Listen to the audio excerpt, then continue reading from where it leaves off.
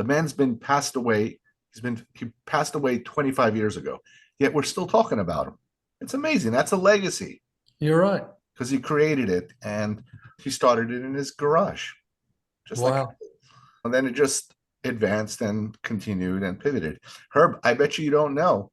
I used to work on a farm. In high school, I wanted to be a vet. Listen to this story. Really? And so I started working in Monticello, New York. It was a cow farm, getting milk and everything. So the farmer tells us you have to wake up at 5 o'clock in the morning to go in the fields and find all the cattle and bring them down. So by 7 o'clock, we can start milking the cow. That was very bad. I didn't like that. One day I overslept and I realized, and they showed up at 7 o'clock by themselves. So we stopped Mhm. going, and then the cattle just showed up at 7. I was following what somebody said you should do, and I realized it was stupid. And if you did something else, it happened anyway. So why bother? But that's what your dogma stuff. So I guess back then I started becoming a little bit of an outlier, even with cows. Yeah. The other thing I think the dogma of the white coat organizations and the medical schools today is there are very few people like you that actually practice pediatrics anymore. You, in a rural community, you have to attend to the seizure in the ER. There's nobody else. You got to take care of the autistic kid, the kid with the seizure disorder, the kid with diabetes, because they're not, you can't ask a parent to drive 3 hours to go see somebody for 30 minutes and then come back. You know how to manage the diabetes for that kid. This is something I observed in 89 when I started my residency, that the academics had no common sense. They were still training pediatricians to go into deliveries and the NICU and the PICU, and we were having all these subspecialties being created. And the majority of us were not going to see the four walls of a PICU once you leave residency. But so much time was spent in the PICU and the NICU, and it still is for no good reason, because you're not going to use those critical skills once you're in a community practice. Georgia, I think back in that time they were using this as manpower.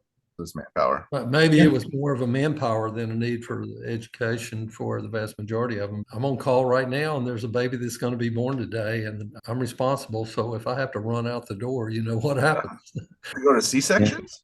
No. No, Yeah. we don't go to C-sections right now because we have anesthesiology there. If they need to be intubated, they can be intubated. That's a great thing because when I first came here, we attended all C-sections, even 3 o'clock in the morning. Back then, we were still intubating meconium-stained babies. Yeah.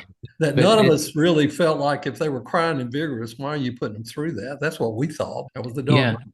Yeah. But if the newborn's unstable, the anesthesiologist will intubate him, but you'll come in and consult Yes, before they yes. transport him out. I come in and assume care. Yeah. Mhm. Yeah. Yeah. All right. And then I put in central lines. We follow the NRP protocol, put in umbilical venous catheters and to resuscitate it. Have done that twice this year. Chest Wow. tubes have to do that, intubate. Yeah, so so tell me- I actually use a lot of those things. It's not like we have a Yeah. closed nursery. We are everything.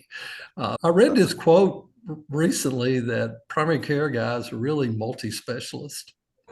Especially in a rural area like you. I mean, that's you're it. You're everything. You're the cardiologist, then the chronologist, the neonatologist, the critical care doctor. Yeah. But that's not true in most urban and suburban areas of the country anymore. If you're like Doc Hollywood, remember that movie, Doc Hollywood? Yeah. Michael J. Fox. Yeah. What do you love most about being a rural pediatrician? I moved to this community at the time when I moved here. It was the headquarters of Russell Athletic Corporation. There were three large textile groups when I came here. It was a small community, but it was about what I grew up in Columbia, Tennessee. I had the feel that people really knew one another. They cared for one another. 2007, it was purchased by Berkshire Hathaway. That now owns all the textiles. All three of those fall under one roof. It's all called Fruit of the Loom. And currently, we only have 200 employees that are with Russell Corporation. So the community changed a lot. They dismantled the campus of Russell Corporation. And for many years, it looked like a war zone because it was just mounds of concrete, et cetera. Looked like a bomb had dropped there.